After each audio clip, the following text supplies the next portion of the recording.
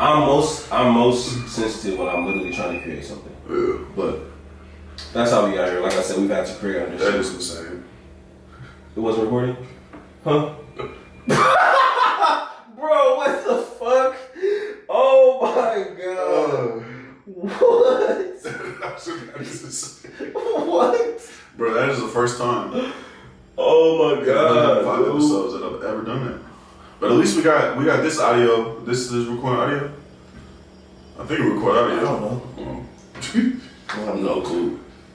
Well, we just had like a 7-minute 10. I guess that's a 7 minute. So that was a good warm up though. That was a great warm up. Unique New York. Pick the pickle.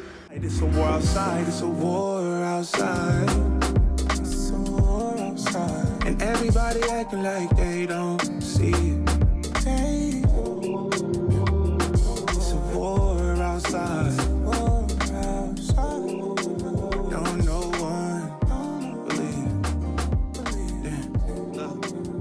Sometimes I'm thinking that I'm crazy off the shit I ponder. Well, just to tune y'all in, we was just recording for maybe 5.5 to 7 minutes. Yeah. And I forgot to hit the record button. Shout out to them 10 a.m. recordings. But we were talking about, just to make a long story short, we were talking about how we had to create under some wild conditions early on. And those thoughts were sparked because they outside drilling and conversations around drilling and gentrification never ending, and Oakland being under construction for the last 100 years. And we just said a bunch of stuff. We just talked. And we were talking about noise sensitivity because I be needing like complete silence to think. And then Blake gave an example of how yesterday he was trying to do this Black August post for our people's program, social media, and he had to like turn the music off and shit. And I was saying how sometimes I'll be in the office trying to write early in the morning. Or and the nigga hear a crow, and the nigga said if he could fly, he gonna grab that crow by the neck. Yeah, I'm just hella sensitive to noise, and that was the warm up. And so welcome to episode 106. 106, Black August, you feel me? Shout out George Jackson. Shout out to all the folks behind walls, you feel me, struggling, organizing to break down them walls. Shout out to the abolitionists that really kicked off this abolitionist movement behind walls, you know what I'm saying? Folks that are trying to be, the folks that people are trying to erase from the mainstream abolition movement. Shout out New Africa, shout out New Africans, shout out the New African independence movement that's been forged behind prison walls, you know what I'm saying? Free them all, bro. Free all political prisoners. Free all the veterans that is still locked down in them cages today because of actions they took. You feel me? And the illegal COINTELPRO government, FBI, J. Edgar Hoover, Department of Homeland Security, all them pigs, you feel me, who launched campaigns against our people, launched campaigns against revolutionaries, community activists, community organizers, trying to free ourselves from Euro-American control. Yes, sir. The only crime they committed was trying to free the people and free the land. The only crime they committed. And it's only a crime to these fucking settler, colonial pigs and their supporters. Yeah. So, shout out Black August, you feel me? It's a time to organize, you feel me? A time to pay attention, to deepen our commitment to organizing, to deepen our commitment to revolutionary change, to deepen our commitment to the Republic of New Africa and the New African Independence Movement, so we can have true sovereignty, true freedom, and true independence from this Euro-American plantation, you feel me, that we is on, you know what I'm saying? And shout out to George Jackson, may his death not be in vain, and may we learn from his words, and learn from his words means we got to take action, you know what I'm saying? So don't just be quoting George Jackson and not taking action. He was about taking action, revolutionary action to burn down that slave plantation, you feel me, otherwise known as a penitentiary. You know what I'm saying? So, in the larger plantation known as the United States of America. Come on. The different plantations that exist, from the Amazon workforce to Walmart, nigga, to the grocery stores. All these is different plantations, but we got to heighten our awareness on the prison plantation. You know what I'm saying? And make sure we uplifting the voices of those who have been down for 40 plus years. The people who just got out. Make sure we really talking about the folks that have made the ultimate sacrifices. Uplift their names, honor their names, you feel me? And the best way to honor them is through organizing, it's through organization. And the ultimate sacrifices being life and this facade of freedom, I guess, is, it's not being behind prison walls. Again, we talk about the enlarged plantation of this land, but they're not out here on the grounds with us having the impact that they could have. being cut off by the walls of the penitentiary, and so that's making the ultimate sacrifice.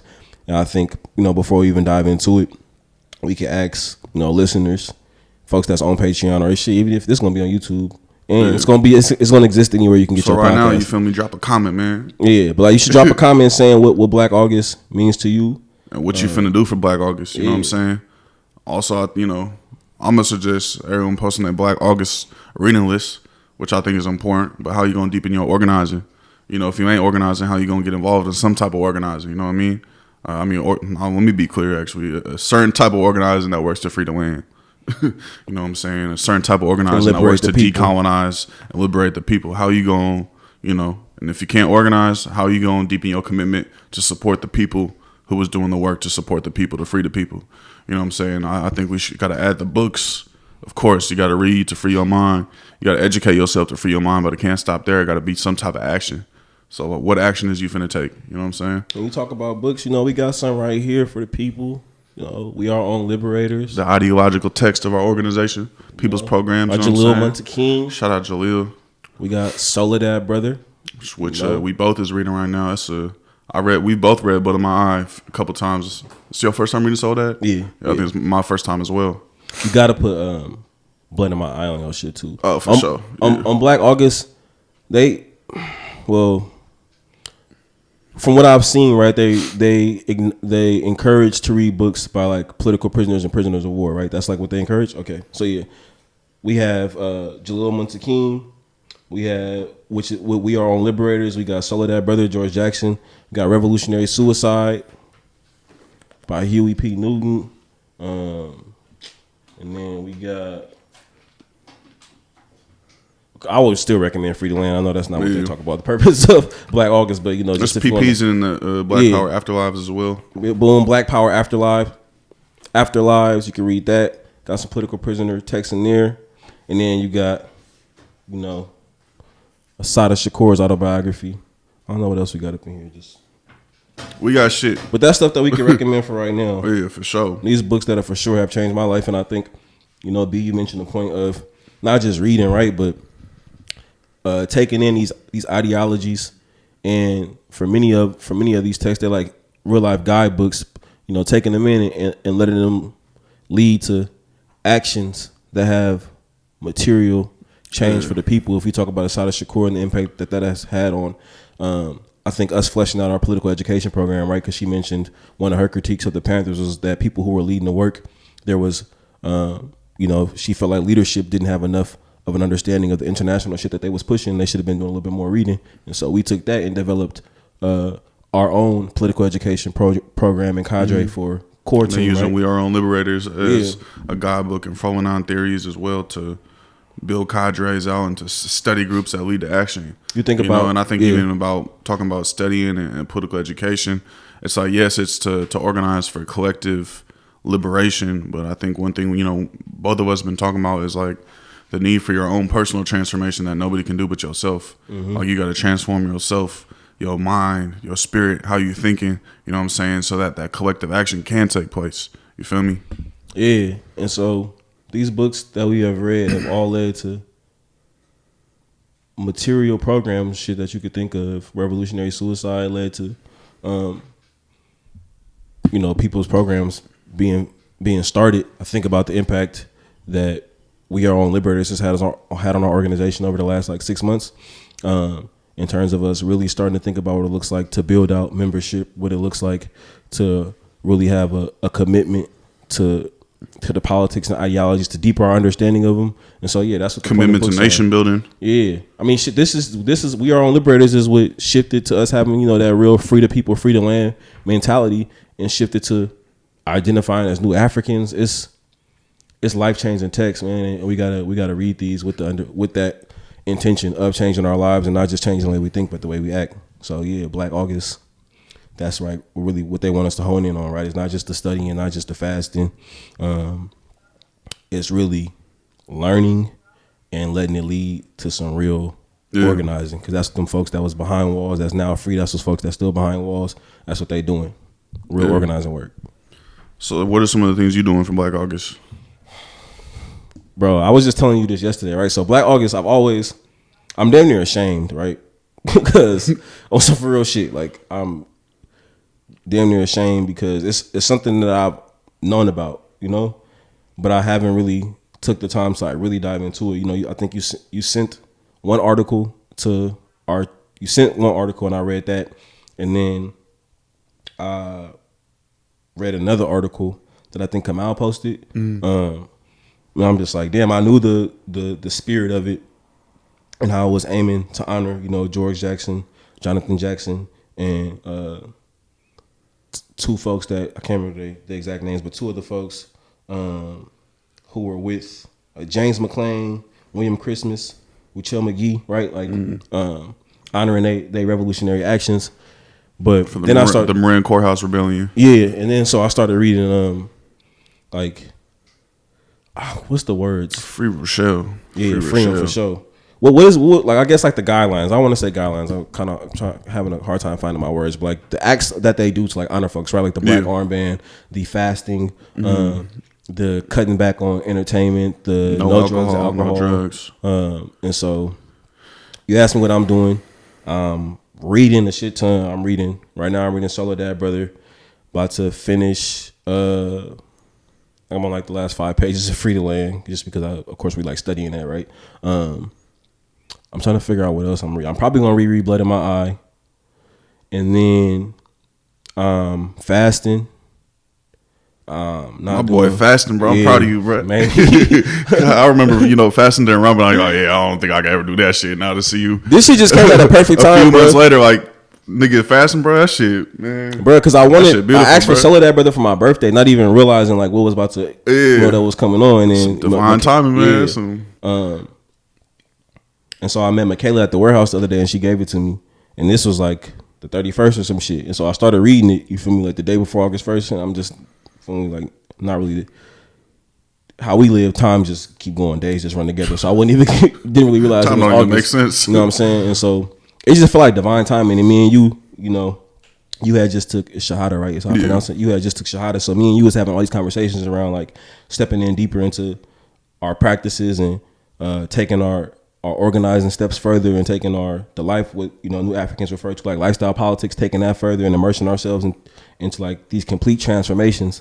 And so this is just like perfect timing, coming off my 29th birthday and shit, and so long story short, I'm fasting, I'm not doing no drugs or alcohol, I'm studying a lot, and then I'm ramping up the organizing. We got shit that we doing in the hood next week. We got folks coming out here building with us. We about to take our little Mecca trip, you know what I'm saying? So like I'm running it up for Black August. Yeah. That's what I'm on. Yeah. Yeah, man, I'm proud of you, man. Appreciate it, bro. Yeah. I mean, I'm finna be reading Soledad Brother. I should be, got that on my Kindle, you know what I'm saying? So instead of surfing on a timeline when I wake up or something, I'm opening that Kindle and getting that heat, you feel me? To getting that real revolutionary coffee, you know what I'm saying? Waking my ass up. Facts. You feel me? That, and then for sure, I'm gonna be doing some traveling, but when I'm here and I'm able to, definitely doing, just boxing, hitting that heavy bag, you know what I'm saying, training, making sure, I'm strong, you know what I'm saying? So definitely trying to hit that heavy bag 5 days a week during Black August, you know what I'm saying? And yeah, keep up my training. I'm finna fast with you a couple days for sure too. You know what I'm saying? Just the Ramadan, I don't feel like it's around the corner, so I'm like, but for sure finna fast with you a couple days for sure too. But just deepening my commitment, you know what I'm saying? I'm like, what is it? Asking myself, like, how could I be my best person? What are my shortcomings as an organizer? What are things I could work on? You know what I'm saying? And just having those conversations with myself, that internal reflection, you know what I'm saying? And that's one thing Islam has given me, is more discipline, more patience and shit. So I want to keep on building that and become the most disciplined person I can for myself first and for the movement, you know what I'm saying? And yeah. I think discipline can really bring you some freedom. And shout out to Raj, that should really help you be free, you know what I'm saying? And being sober too, you feel me? That shit, bro, I told you I ain't been sober. Like, I haven't been sober for longer than a week. I gotta say, and for sure, like at least the last 2 years, at least possibly longer, I haven't been sober. And that's just like, you know, me and you talk a lot about, we do a lot of self-reflecting, and I got to do something different, bro. And I also just of, you know, how I'm trying to treat my body and my mind. Like, bro, I gotta cut back on this shit. And it's not like I'm not gonna hype it up, and I'm not gonna downplay it in terms of like my alcohol consumption. Yeah. You feel me? But like, of course, like during the week I'm not heavy drinking because I work so much. You know what I'm saying? But like Fridays, Saturdays, like niggas is off hella sidecars, off hella tequila. You know what I'm saying? Like I'm not having hangovers and shit, but it's like, you know, it be setbacks, and you go in the gym on Monday, it's like, I feel nuts. Yeah. You know what I'm saying? Or later on in the week feeling a little dehydrated, or just, you know, I suffer from like intense anxiety. You know what I'm saying? We know the impact that has on the body and shit. So I'm just excited to do something different. You know, like, bro. Nah, really just like do something different and see and push myself in a different way. I feel you. Yeah, and this is shit we talk about all the time. So I feel, you know, it's just a chance for it to go from talking into action. Yeah. Period. That's how I feel. You know, I've been sober since I've taken my shahada and whatnot, but I think trying something different. You know what I'm saying? Because I feel like, yeah, there's social drinking, but then there's also shit coping too with anxiety, PTSD, escapism. You know, escapism and shit. Yeah. So it's like, all right, let me try and dive deep into this and really, again, have those internal questions. Ask yourself, you know what I'm saying? Like, and just look for different ways to like cope and shit. Like to deal with my shit. Like, all right, instead of suppressing, maybe I'm just going, or, you know, like shit. Even if maybe a healthier form of escapism, like meditating or going for a run. Yeah. You know what I'm saying? Like just trying to heavy bag. Yeah. But I know that with, like, again, to our Reading Free the Land, they talk about like what we talking about right here is lifestyle. But also it's just like not unique to us. Is like along the way, each person that is trying to shift themselves, because what we're going through is a decolonization. If I like to think of everything as political. You know what I'm saying? It is. And so like what's going on is a decolonization, because we are trying to, knowing that the world that we're being subjected to is a colonial one. You know what I'm saying? And knowing that our thinking and our actions are a result of our colonial conditionings. This capitalist world that we live in. You know what I'm saying? And so like from consumption. World full of hella vices, bro. Yeah. So from consumption to the way that I think, to the way that I move, to what I find fun, to what I find healing, where am I getting this information from? And now I've gone from, you know, detaching from the colonial powers to thinking about what healing, love, identity, personhood, what this means from new African revolutionaries. And so there's going to be a shift in me. That's just natural, right? That's science. Like I'm no longer getting my information and my conditionings and my place of value and sense of self from my master. Whew. You feel me? Like there's just there has to be a shift. If I was told what to eat and drink from the master, now that I'm no longer getting that information from the master, what I eat and drink is gonna change. If I was told, you got to free that swine, my brother. That's the one where I'm just like, I don't know, bro. What about that bacon, bro, man? I don't know, bro. Millionaire's bacon. But yeah, you feel me? Like it's like, fuck with you. What did I have the other day where I was like, yeah, this is where I lose this meat. I lose this meat. You feel like, well, this is, I can't remember. I was eating something that was so good. Was we in Mexico eating brisket or something? Nah, because you can eat brisket. Yeah. I had something that you can have, and I was like, yeah, this is where like y'all lose me. Period. Yeah, I forget what it was. I think he was talking about Hennessy. Hell no. I swear to God, he's like, yeah, I can't keep that cognac up, and then we could shoot 7 days later go or something, man. But yeah, bro. But again, you know, what's going on right now is that we are literally changing who we got our sense. We are literally separating who we get our sense of self from, and we're creating. We're really diving into ourselves, bro. You know deeper, spiritual, and more with revolutionary meaning. You feel me? So man, I'm proud of you. I'm proud of us, bro. Yeah, bro. I'm excited to see where we go from here. Real shit. Cause we got this much done. You know, we made some real strides for real. 1,000%. We need to give some insight. I mean, we talked about like its purpose in present day, and we've kind of alluded to its foundations as a way to honor revolutionaries like Jonathan Jackson, like George Jackson, like Rachel McGee. Yeah, I mean, sure. I mean, I think given the history of how it started, right? You know, just looking at the assassination of George Jackson, him being assassinated by San Quentin prison guards for his revolutionary activity, right? He transformed his, as he says, his quote unquote criminal activity, right, into revolutionary activity. And that's when you become the enemy of the state. They find what you quote unquote hint licks doing whatever, but once you transform into that revolutionary mind, that revolutionary state of mind, that revolutionary action, you enemy of the state. The revolutionary is more of a problem than the convict. The revolutionary is way more of a problem than the person who's petty thief or robbing people, right? Even probably killing other Africans. Because killing other Africans is not chipping away at the state apparatus, right? It's not doing that. When you start talking about look, man, the reason why all of us is in here was predetermined before we even got here. Sure. As the a reason why we of kill white each supremacist other, capitalism. You know predetermined. The reason why you had to rob that store was because your mama didn't have no food at home. You didn't have no clothes in your back, and you had holes in your shoes. You had no choice, my nigga. Mm-hmm. The reason why you selling dope is because look at this capitalist system. You have to find a way to provide. Nobody want to hire you, my nigga, because you already been to jail once. You can't get a job. They don't trust you. A convict. You got the mark of a convict. The reason why I'm in here, that iron. you know what I'm saying? The reason why we got to do this is not we don't have autonomy. We are subjects. We are a colony. captives. You know what a colony is? You're at the subject of the ruler. You were in captivity, bro. The subject of the ruler. Your choice was predetermined for you, bro. Period. You don't have no choice. You didn't consent to any of this. You didn't consent to being here, bro. So that action that you think you took was not yours. So you start telling the most unafraid of the people who are willing to risk life and limb just to survive, which is how they got in jail, how they got in prison. You start telling them people like, nah, let's take this action, the action that you willing to give it all in the name of your survival, and let's take this and let's save our lives and lives of the generations after us for hundreds and hundreds of thousands of years. You become is that a nigga you want around on the street? Is that a nigga you want organized inside? If you the colonial master, is that who you want on the street? Hell no. Come on. I can surveil you in here. I can determine your destiny in here more than I can. I know what your destiny as a revolutionary is out on the street. I know what your destiny is. I know what your destiny is inside too. Control the maximum security.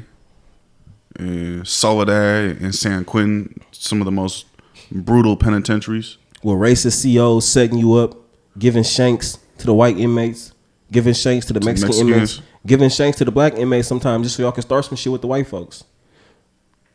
You know what I'm saying? But you got to look at, even this concept of political prisoner, right? George Jackson went in a prison, you feel me, as a regular prisoner, you know what I'm saying, and was politicized.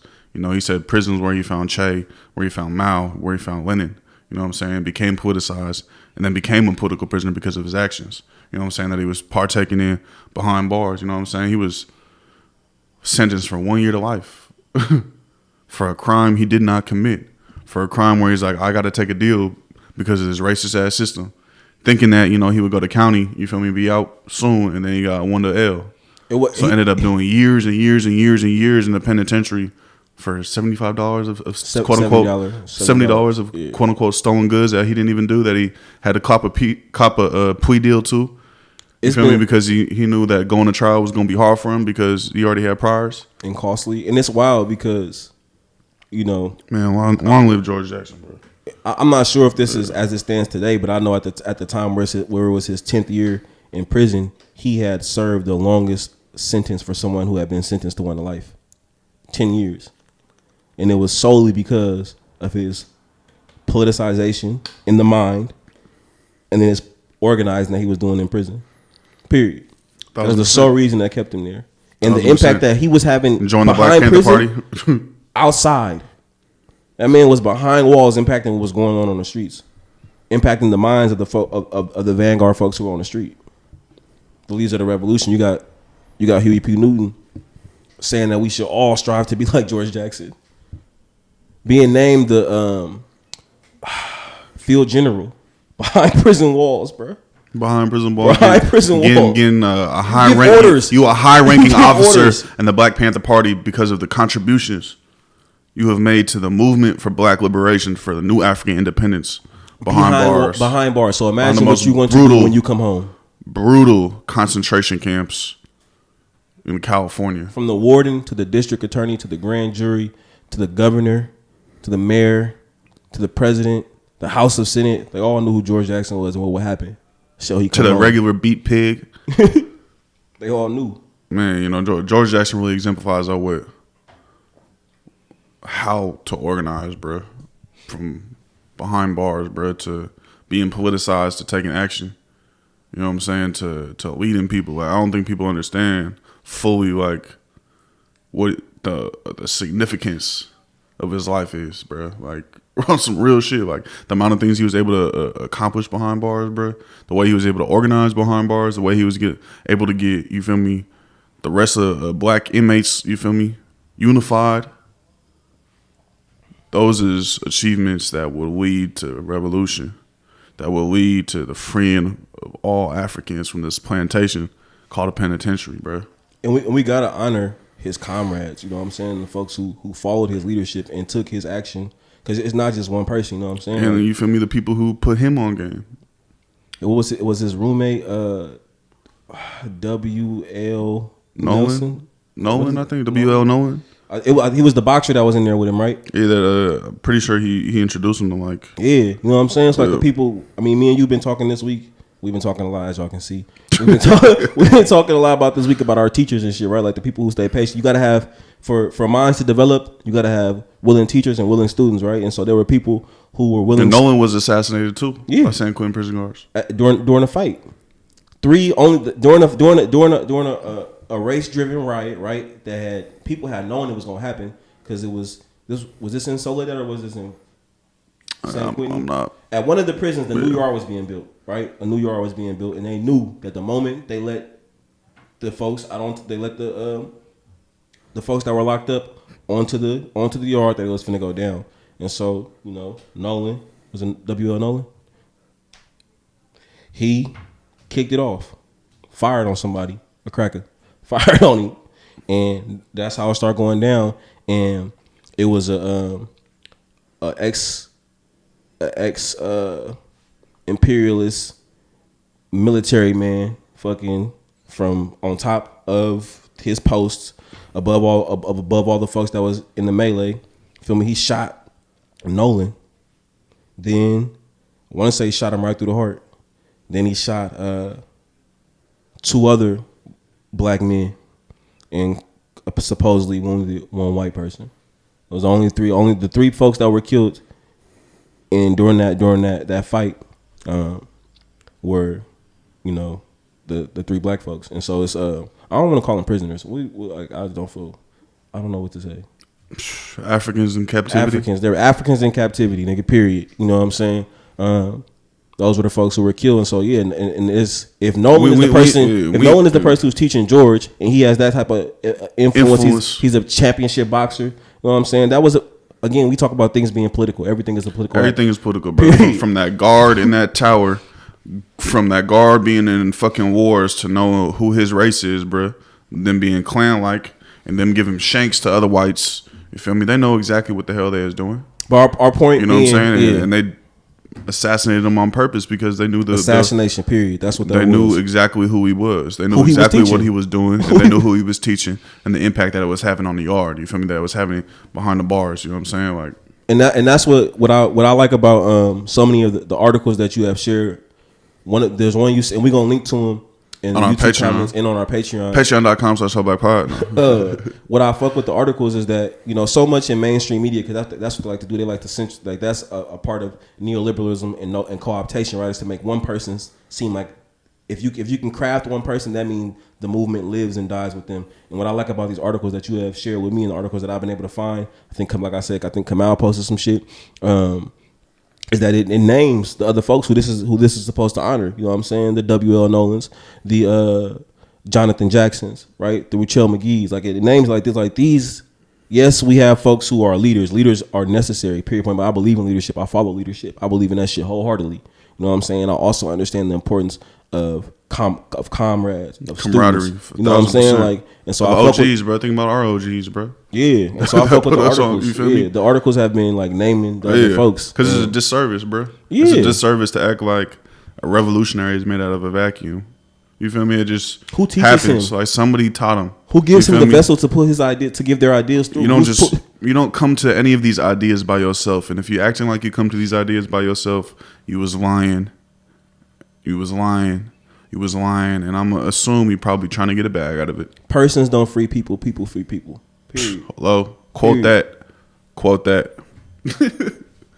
But again, I think this is a time to deepen our commitment. And that's what I'm encouraging people to, who is listening, is deepen your commitment to understanding, to studying. You know what I'm saying? Like, I'm deepening my commitment in studying, and I'm learning more and more, about George Jackson, about Black August. Like, I think that's something that we all got to do in order for us to, as Jaleel said, free your mind. So ask and follow. Read and reread, man. Remember when Q came? Boss, the idea that you read a book once, nigga. Yeah. You ain't ever done with the book, you feel me? Like, I don't know if it was... I'm having different experiences when I'm rereading books based off of my evolution and transformation as a new African, as a person. You know based what I'm off saying? your current understandings of things, based off your current experience, right? You think about when I read Revolutionary Suicide, when we read it the first time, like, niggas was organizing, but they wasn't doing this. They wasn't co-chairs. We wasn't having a team full of, we wasn't having, organization built out. We were running multiple decolonization programs. I hadn't read We Are All Liberators. I hadn't read Blood in My Eye. I hadn't read Asada. I hadn't read Consciencism. It was shit that I hadn't read yet. So now with that understanding, I hadn't read Free the Land. Now with that understanding that I have now and rereading Revolutionary Suicide, rereading We're All Liberators, it's resonating a lot different. And so yeah, like you said, you never done with a book. You haven't read. I don't even think it's fair for us to say we've read a book. You know what I'm saying? It's just like I'm studying it. I'm studying it right now. I'm studying it and I'm applying it to my personal life, and I'm applying it to my organization. And you repeat the process over and over and over again. Like Marshawn was like, over and over and over and over and over again. Nah, you feel me? Like on some real shit, because you got to reread it, and especially like when I'm looking for guidance for something, I'm finna open a book. Can I ask you, why do you think? I guess it's not off topic because it's on topic, but we kind of just went off. But like, why do you like? Yeah, why do you think we have this situation where other folks get erased from a thing like Black August? Like tourists, all mainstream things, they make it about one sole person.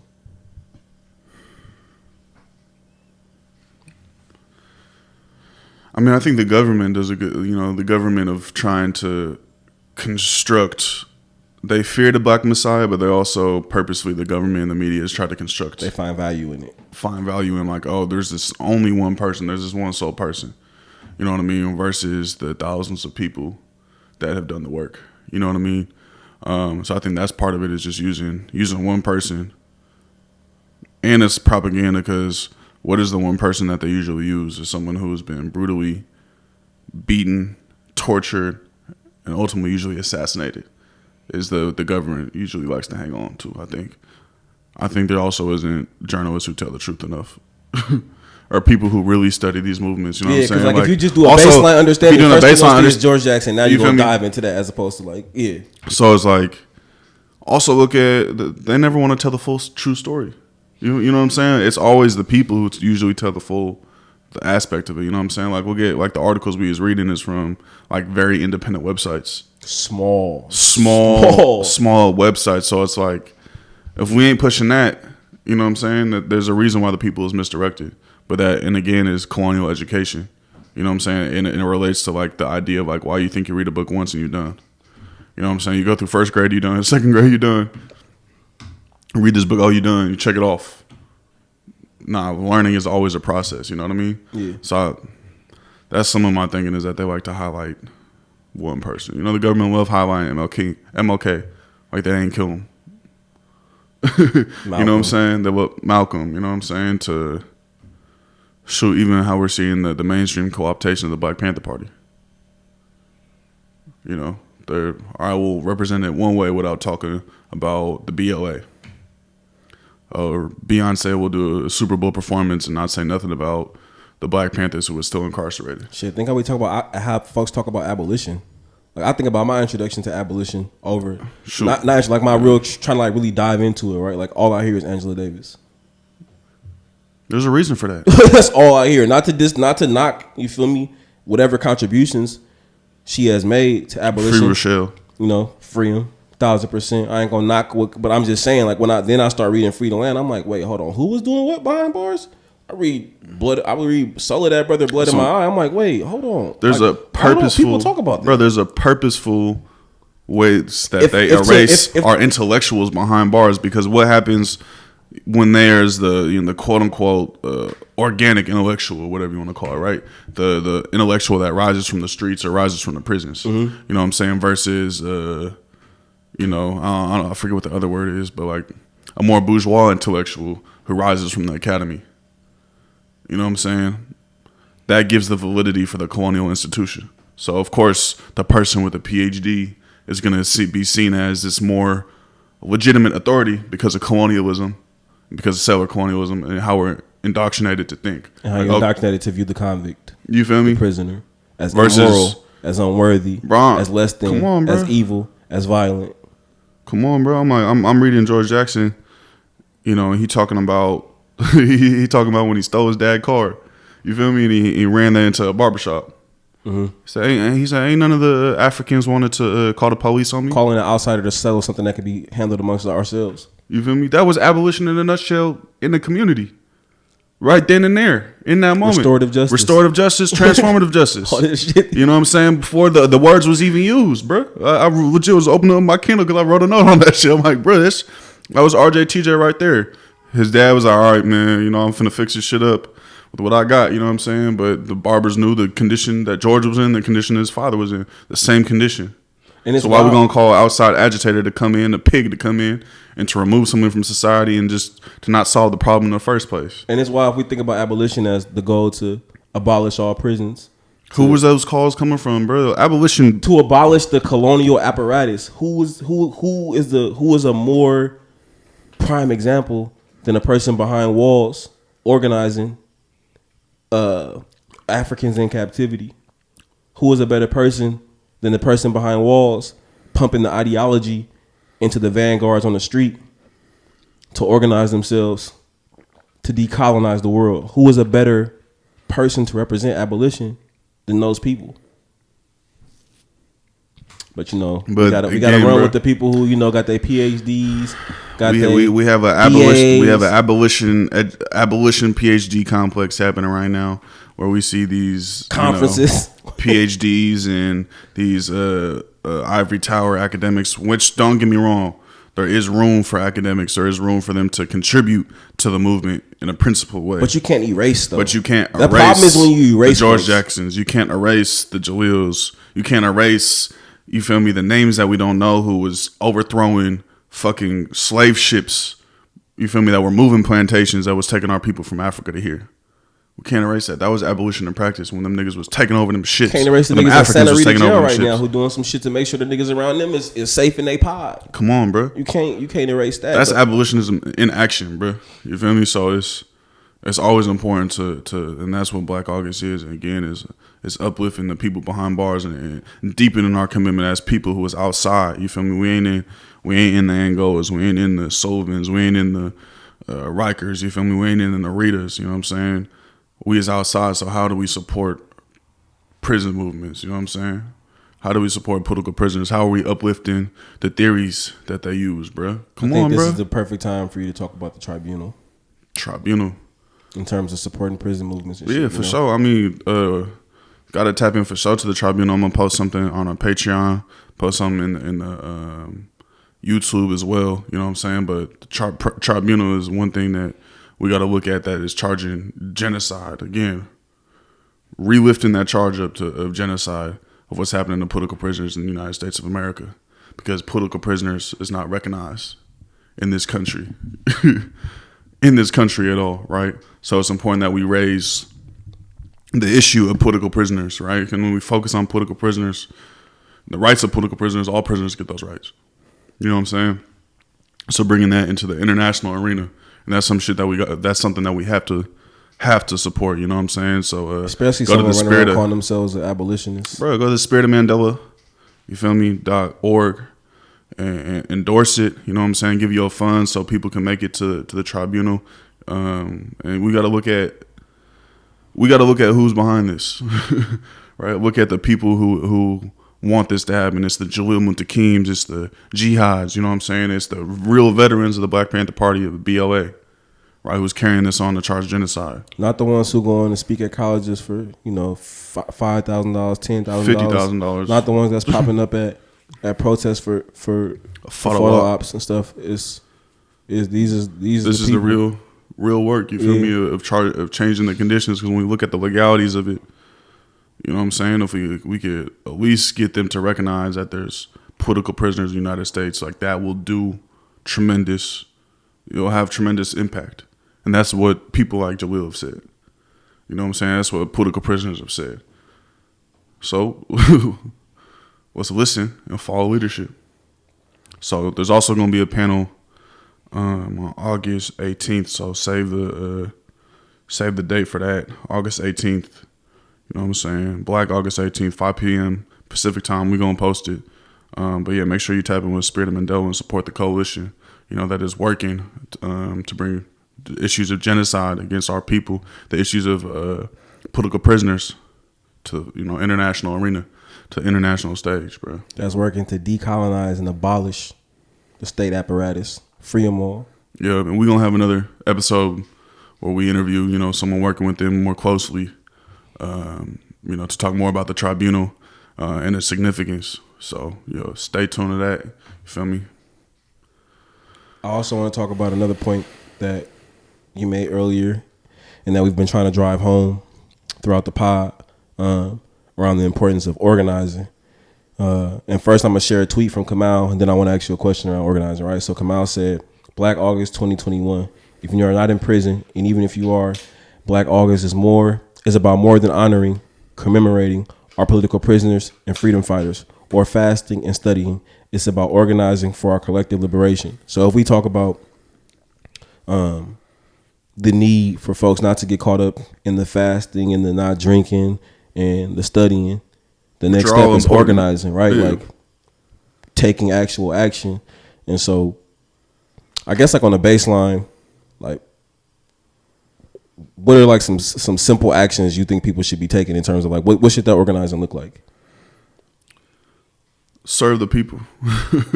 I think that's the foundation of any revolutionary cadre organization. Needs to be building decolonization programs that work to build alternatives to this Euro-American control that we live in, build alternative institutions, you know what I'm saying, that will serve us pre and post-revolution. That's what it is, right? So even if it's starting small, and I know it can kind of seem like a daunting task talking about building serve the people programs, but I think we are two living examples through the organizing work, through people's programs of how if you start something small, it will grow. And how if you start something based off going outside and just making an analysis of what's around you. Because it's like even before we read some of the books we knew, we was reading, we seen outside, lived experience, you know what I'm saying? To where like, bro, we got to feed people, bro. Wait, like, you know what I'm saying? Yeah. Like we see, we talk, void that we can feel. Because we talking this theory on Hella Black. You know what I'm saying? That was episode 2.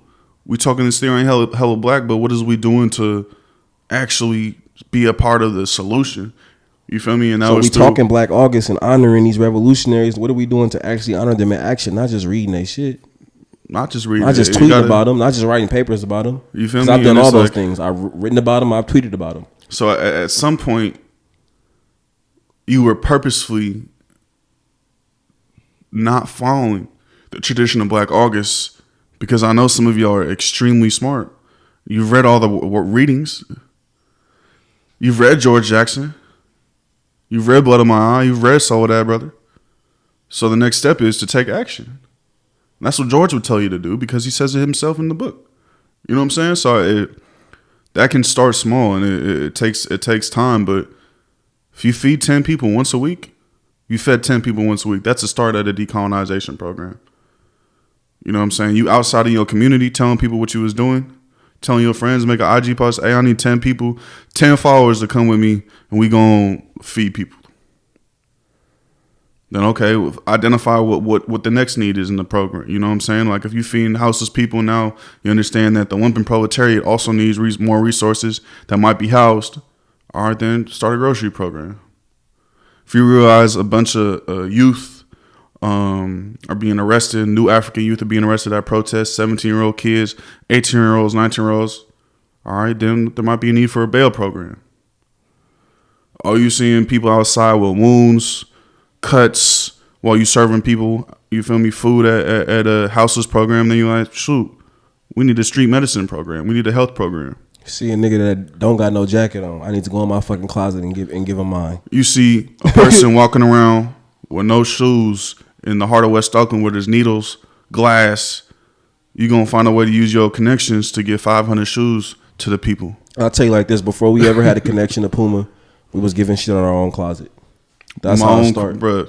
I legit just took 2 bags of clothes from in here. This is before we had Amazon wish list. And I put those clothes in the back of my trunk because I'm finna go take that to the warehouse. That's some shit I've been doing for years, bro. Sure. Before we had Puma, what clothes you don't need to my cousins?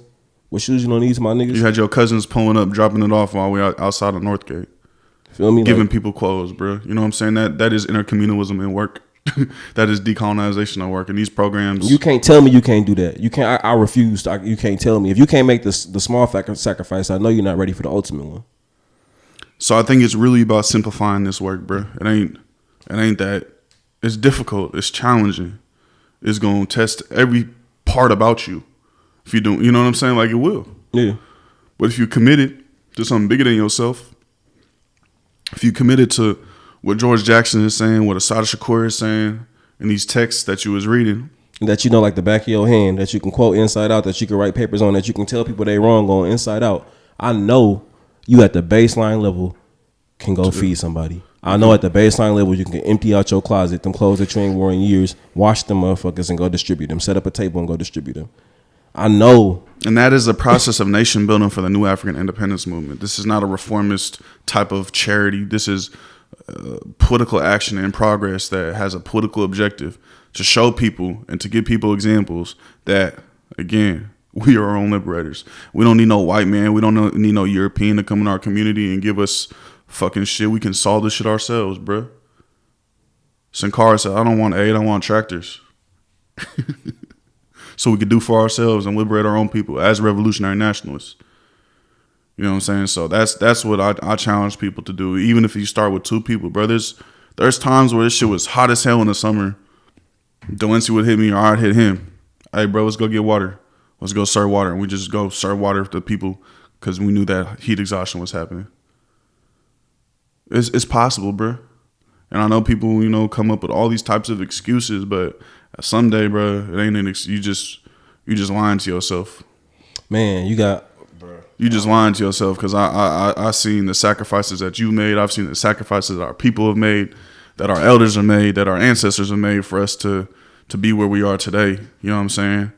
And you have to make that commitment. Otherwise, you just want to include yourself in capitalism, and you is actually consenting to your own oppression. You said something around it wasn't I can't remember the last. It's like the second to last sentence you just said, but it was around at some point just being honest with yourself about what you're doing, right? And so George said, I've been patient, but where I'm concerned, patience has its limits. Take it too far and it's cowardice. At some point, you're no longer waiting for the perfect. For one, the perfect conditions will never exist. What is the perfect conditions under capitalism? What is the perfect conditions under colonialism?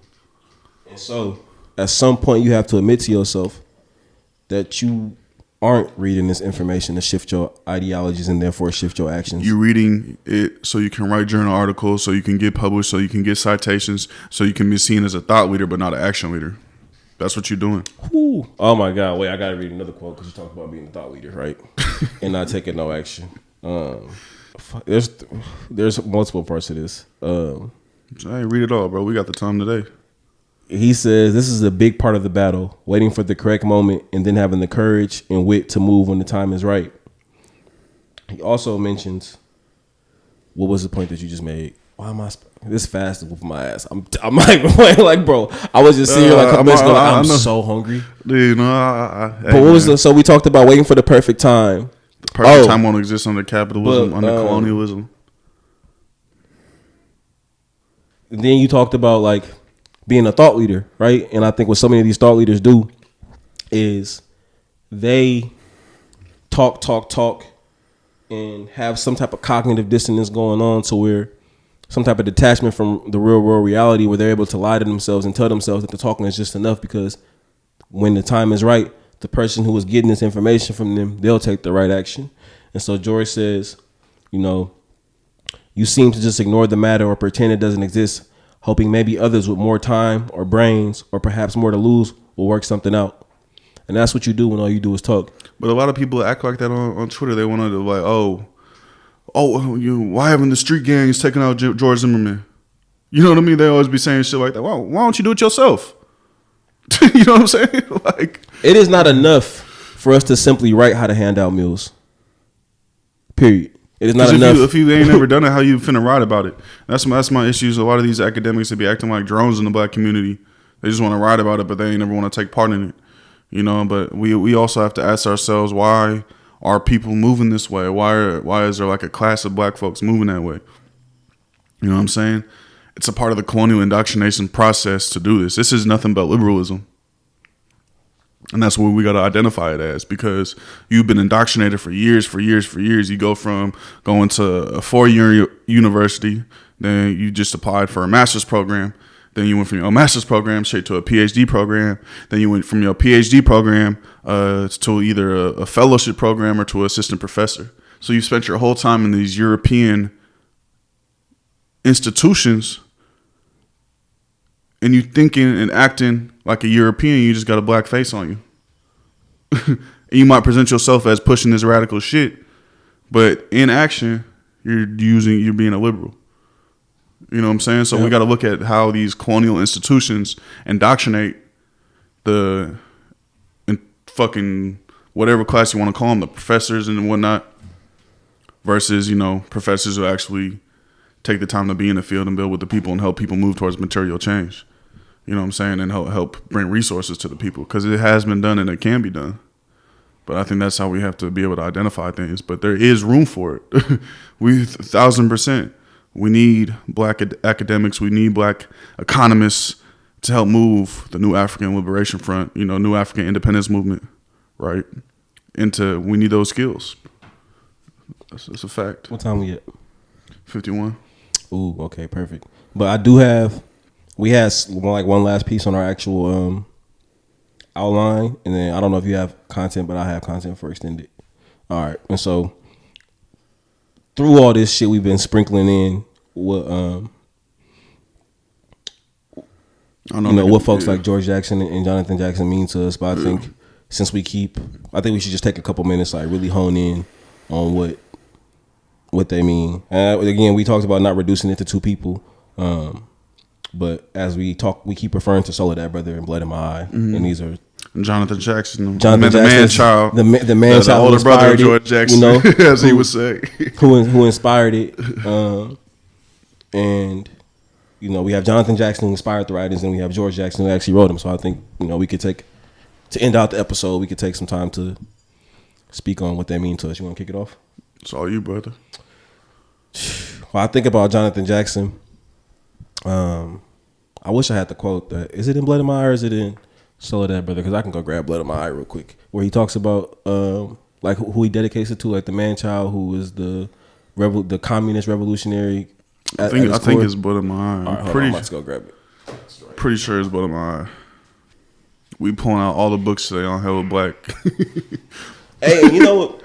I was asking my teacher friend how, like, because I'm really trying to get better at studying, you know, and I didn't study that well in college. I didn't study that well in high school either. Bro, I was really thinking I just studied to get by, bro. You know what I'm really good at? Like my best form of studying is when I just write something down over and over and over and over again. Like that's how, like, I guess it's memorization, but that's how I like to study. But I've been trying to do better with my citations in my books, you know, because I just be getting lucky sometimes. I was looking for a Jaleel quote the other day, and I opened the book and it was right there. I got hella lucky. You know what I'm saying? And even how I was just trying to show you something in the book, right? Like I don't do like, I know people like to use stickies and shit. I just do like brackets, you know, with the pen around shit that I like. Unless but you got Kindle, so that shit is fire on your phone. That's I know that's why you fuck with it. You mentioned that yesterday to me and Ty, but I just prefer to hold the actual book in my hand. But I do fuck with Kindle for that reason, is because you can like highlight parts and make notes. And so sometimes I'll I like read a book and have my notes app open on my phone, and I'll do like page numbers and shit there. And you see it when you feel me, like do outlines and shit for the cadres. You can see I put pages. That's just a tangent, but all right. I'm trying to find the fucking. I think I found You found it? shit right here. Yeah. All right. So this is, where is this from? I don't know what passage this is from whatever book, but yeah. He says, to the man-child, tall, evil, graceful, bright-eyed, black man-child, Jonathan Peter Jackson, who died on August 7th, 1970, courage in one hand, assault rifle in the other, my brother, comrade, friend, the true revolutionary, the black communist guerrilla in the highest state of development. He died on the trigger, scourge of the unrighteous, soldier of the people. To this terrible man-child and his wonderful mother, Georgia Bowe. To Angela, okay. But that's where like the way he described Jonathan, bro. Like, you know, I fuck heavy. I fuck with the youth heavy, bro. Like, you know, I be spending a lot of time with my little cousins and my sisters and shit. I just remember being 17 and needing that type of guidance. But he just, I think about the moments where I've had to exude courage, right? Like courage is something I've been talking to. I talked to Ty about this shit the other day. Like, you know, what type of courage you got to have to look like yo ending and dead in the face. You know what I'm saying? Like, bro, he's 17 years old and he took that leap of faith, bro. He took that revolutionary leap. Like, and he said it the revolutionary in its highest form. You feel me? Intellectual and slanging iron, bro. Like holding the gun and looking the oppressor right in the face and being like, nah, I understand what I got to do to free my brother, to free my comrade, freedom, to raise consciousness, to draw lines of demarcation at 17 years old. Like, bro, I ain't never done nothing that courageous. Feel me? Like, I've never done nothing that courageous. I got my courageous acts in my own rights. But when I think about the revolutionary, the guerrilla at its highest form, that's what that is. And I think anybody that, you know, niggas idolize Ho Chi Minh and Mao and Amir Khan Cabral and Thomas Sankara, I think Jonathan Jackson's name should be right up there with them. That's how I really feel. 1,000%. And to know, like, bro, he was 17, bro. Think about what you was doing at 17. Playing sports. We don't have to worry about ourselves. Working out. Not saying we didn't have our struggles and shit, you know what I'm saying? Yeah, like, this is a man who was clearly thinking about, you feel me, think about Lil Bobby Hutton. Like, these are people who was thinking about other people, who was thinking about their elders, thinking about the youth, thinking about their peers. Thinking about their community, thinking about freedom, bro. And they went up and took it in their own hands. You feel me? Not idolizing him because of death, right? Like, not on some martyr shit, but I'm like, bro, if we think about the guerrilla communist revolutionary at the highest stage, like, ain't that the definition? He made the ultimate sacrifice and had the ultimate courage, knowing that he was going to stare death in the face before he took action. And again, I'm not glorifying death and or some martyr shit. Like, that's not my ultimate goal, you know. But I will say that, like, you know, living long as opposed to living short and with purpose and not being a coward, that is something that I'll prioritize. Again, understanding the terrain of current time. You talk about understanding the terrain all the time. Like, I understand, like, right now, me being alive and organizing and teaching and doing the right thing I'm doing is way more important than just, you feel me, not assessing the proper terrain and taking the action that I think will bring me glory in the name of, you know, revolutionary act, as opposed to, like, using my dialects to understand what the world needs from me right now. But again, people idolize certain folks, and if we're talking about the Ho Chi Minhs, the Maos, the Amir Khan Cabrals, the Sankaras, like, you feel me, I do believe that in terms of revolutionary action and guerrilla shit, like, Jonathan Jackson's name should be mentioned, right along with the Lil Bobby Huttons. 1,000%.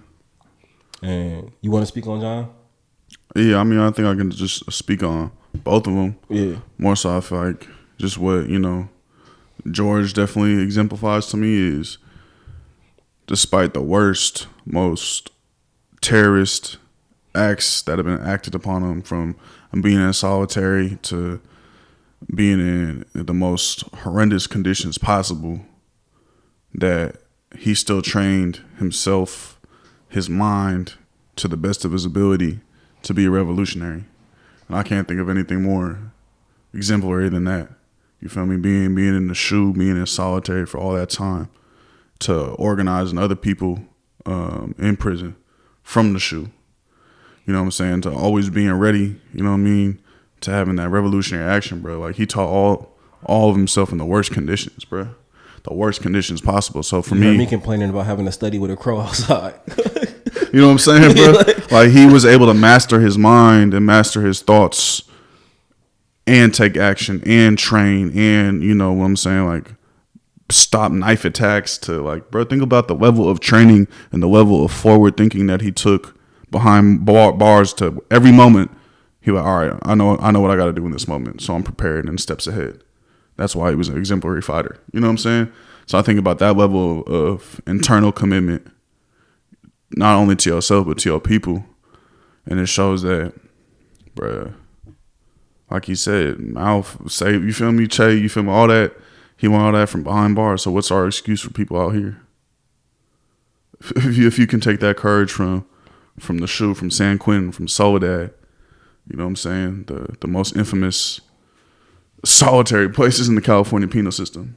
And that's what black, that's and that also gives me a revolutionary hope for our people, knowing that is inside of our brother George. You know what I'm saying? That it can be inside of us too, if we take heed to his writings and we learn from his life. That's some shit. So that should make me emotional, bro. Thinking about it, you feel me?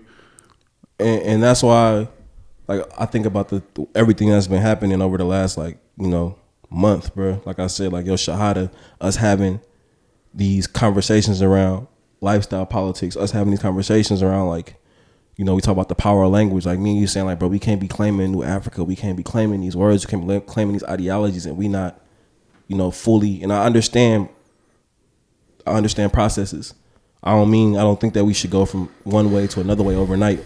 But there has to be some type of internal battle with us, consistently, type of reflection and introspection, and be like, yo, where is the line between us not knowing any better and us gaining experience versus us just refusing to make any efforts into shifting our entire beings? And you talk about, like, all right, him being dedicated to study, him being dedicated to organize, him being dedicated to action. I'm like, I cannot invoke this man's name. I cannot say I follow in his steps. I cannot say I follow in the steps of Jalil Muntakim. I cannot say I idolize Jalil Muntakim, and not idolize in a way to where, you know, I'm just so caught up in them, like, being these great people, but, like, really in the material work that they did. I can't invoke their names. I can't speak on them if I'm not willing to make these efforts and do the work to follow in their shit and have a real impact on my community. And that's why I'm fucking with Black August. That's why I fuck with the current timing of everything that we got going on right now, because I can see, bro, the shift that's about to happen.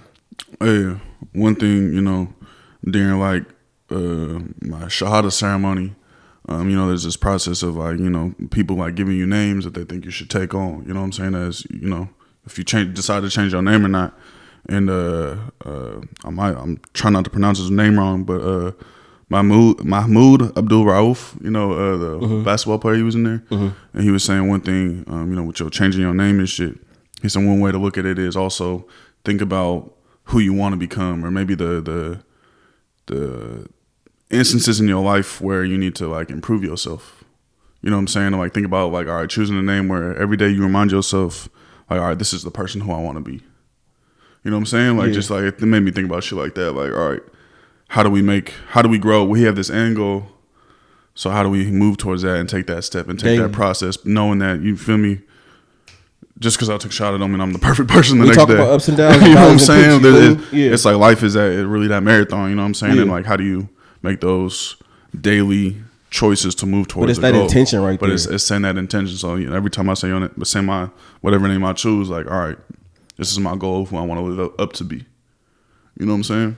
And, like, having that, I think so often the disconnect is between, like, making this goal but not having the practical steps and the practical analysis of, like, what it means day by day and day by day. And that's where I'm like, that's where I feel a shift in myself coming, is, like, consistently having that outlook. Because there will be times where I go against who I want to be consciously. Like, conscious, like, yeah, I'm not going to study as much as I need to today. Yeah, I'm going to live in excess in this way. Yeah, I'm going to drink. You know what I'm saying? It's like, nah, like, now I know that I know better now. Yeah, and it's also taking those steps and having grace with yourself. Yeah. You know what I mean? As, like, you is transforming as a person. And it won't be easy. It's not going to be easy. I'm definitely got grace on myself, but there has to be, like, where, like what George said, like, at some point, it's you know, you no longer being patient, you being cowardice. Yeah. And niggas gotta look themselves in the mirror with that too, because so many times again, people are just waiting for Make an excuse. waiting for the perfect time, or hoping that someone around them will do the work. Like, nah, I want to be involved in that shit. Yeah. And I don't know, savior complex. And I don't know, I gotta lead everything, but like, no, I want to make sure that I'm doing the contributions to the work that I preach so much about. Period.